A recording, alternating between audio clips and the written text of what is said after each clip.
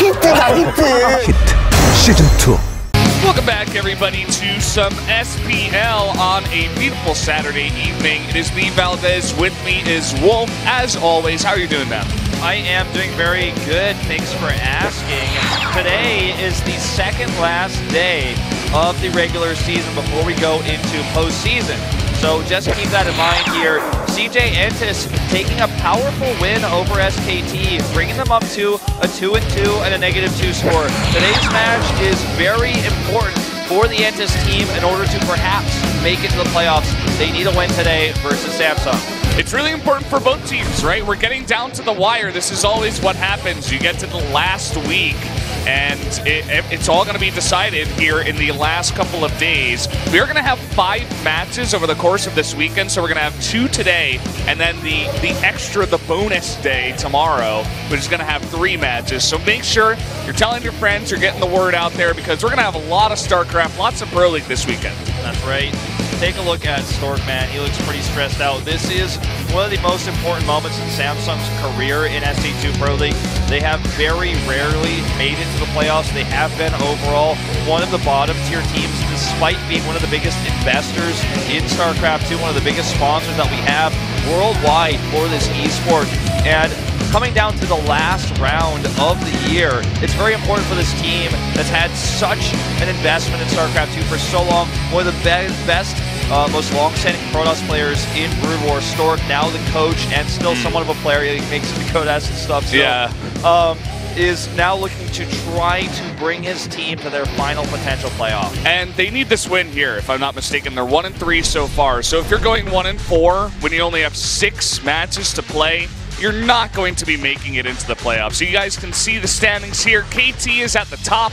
Generic Green Wings in 2nd place so far. But then after that, it's kind of like everybody's in the drawing right now for these last couple of spots here. Exactly, because we could have a potential situation where everyone is tied because of the settings that we have right now. Of course, the top 2 teams have already advanced, and they will go through no matter what Dinner and KT Rolster.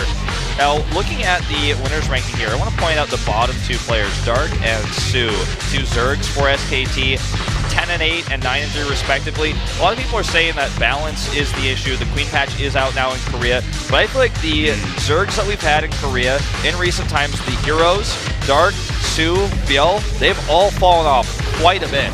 And this is just an issue of the other races, players individually are performing better. That's my opinion on the situation here. I would definitely agree with you. I mean, it's kind of, I wouldn't say it's common knowledge, but there seems to be an overall general feeling that Zerg was a little bit underpowered, which is why we did get that buff, right? So we'll see if that does help them out. I still definitely agree, though, that these players are not playing to their full potential nowadays. Even someone like Solar, another guy who's had a lot of success in the past.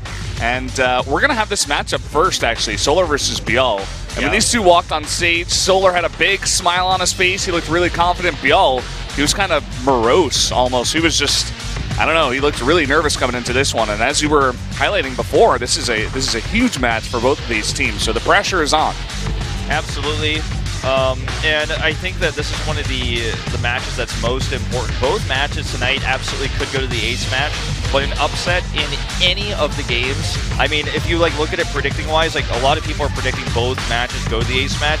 And if you look at it, if anything goes wrong for either team outside of what's expected to happen, then that team is just going to lose straight up. And the win is more important than the indicator points. Of course, indicator points will matter a lot once you get into that tie situation later on, but you've got to get the win at least. Yeah, a win here for CJ would put them at 3-2, which is a great spot going in, especially with SKT kind of down there at the bottom, not doing as well. So they're giving up a playoff spot if they don't get their act together here. So there's potential for actually stuff like CJ and Afrika to get through, or, CJ and Samsung, something like that. So it's going to be a really interesting end of round 3 we got coming over here.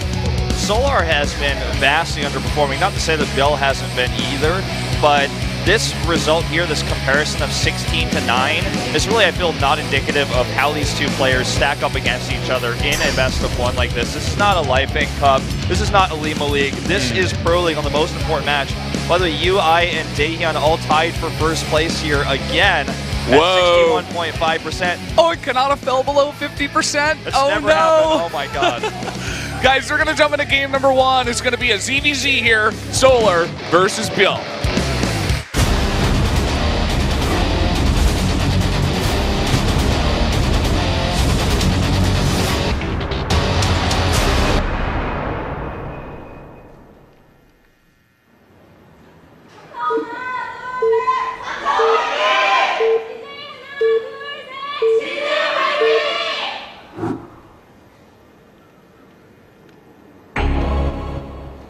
Up here on the top left in the blue from Samsung Galaxy Con, it's Solar.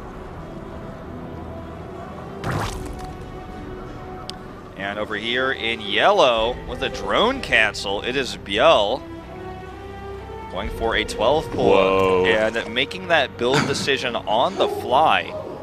And the Korean comments didn't even catch it, but I heard it, and I looked on your screen. I heard that. It was like the awkward, you know, the pause in between introductions. It was like, yeah, that's a pretty rare thing.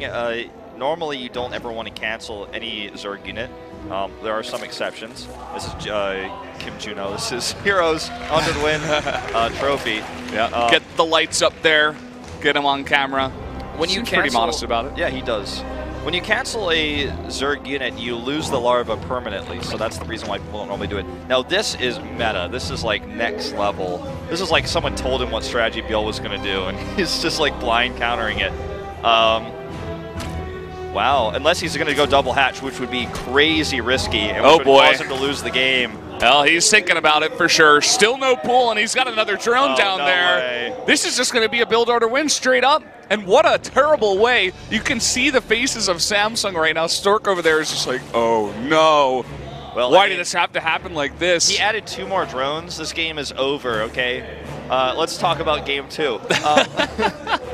Yeah, I mean, it sounds harsh, but it's totally true. He's going gas even.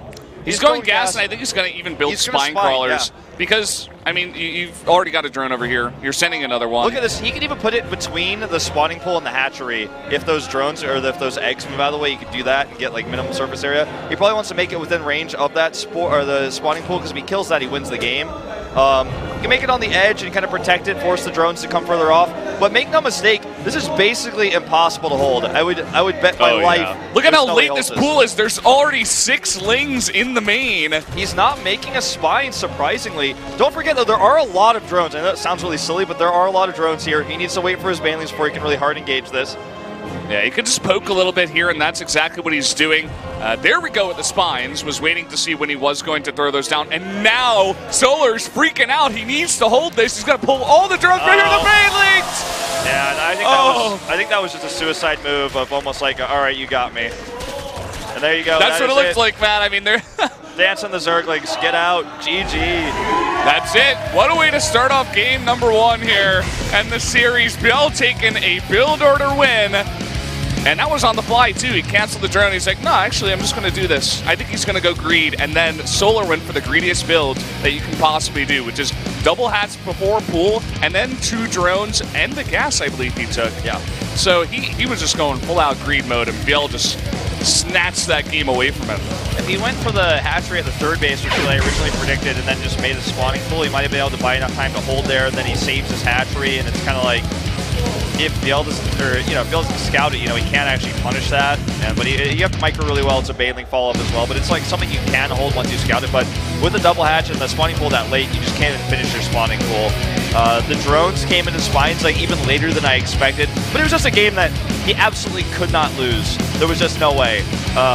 I don't even think if the game was rigged and he was trying to lose on purpose, he could have lost that game, man. There's just no way he could lose that game. So pretty much, yeah. That's the nature of mirror matchups. And in Pro League, we do have a lot of mirror matchups just because oftentimes in certain metas, maps are considered to be very favored for one race, so you end up seeing 2 Zergs or 2 Pros. Later on in this matchup, we're going to have a PvP and a TVT. So we're getting all the mirror matchups here in the first match. The second game, though, here is going to be Bravo versus Hush. You were talking about getting into that second game. There's not much more we can say about this first one. It was build order win.